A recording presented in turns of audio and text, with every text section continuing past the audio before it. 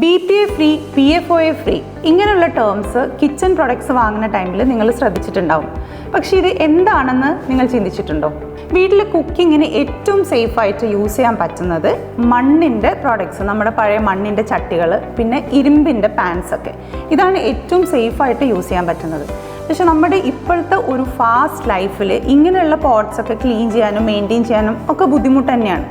അപ്പോഴാണ് നമ്മൾ ഈ നോൺ സ്റ്റിക്ക് പാൻസിലേക്കും സ്റ്റോറേജിന് പ്ലാസ്റ്റിക് കണ്ടെയ്നേഴ്സിലേക്കും ഷിഫ്റ്റ് ചെയ്തത്. നോൺ സ്റ്റിക്ക് പോട്ട്സും പാൻസും ഒക്കെ വാങ്ങിക്കുമ്പോൾ നിങ്ങൾ ഏറ്റവും ഇമ്പോർട്ടൻ്റ് ആയിട്ട് ശ്രദ്ധിക്കേണ്ട കാര്യമാണ് അത് PFOA ഫ്രീ ആണോ എന്നുള്ളത്. PFOA അഥവാ പെർഫ്ലൂറോ ഒക്ടനോയിക് ആസിഡ്, ഈ ഒരു കെമിക്കൽ നോൺ സ്റ്റിക്ക് പോട്ട്സ് ഉണ്ടാക്കുമ്പോൾ അതിൻ്റെ കോട്ടിംഗ് ചെയ്യാൻ വേണ്ടിയിട്ട് ഉപയോഗിക്കുന്ന ഒരു കെമിക്കലാണ്.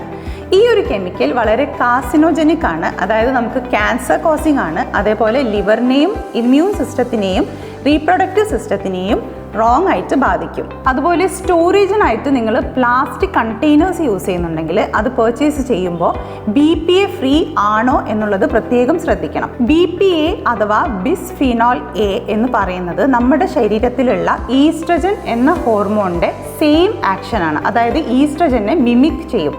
ഈസ്ട്രജൻ കണ്ടൻറ്റ് നമ്മുടെ ബോഡിയിൽ കൂടി കഴിഞ്ഞ് കഴിഞ്ഞാൽ അത് ഡെവലപ്മെൻറ്റിനെയും റീപ്രൊഡക്റ്റീവ് ഫങ്ഷൻസിനെയും ബാധിക്കും.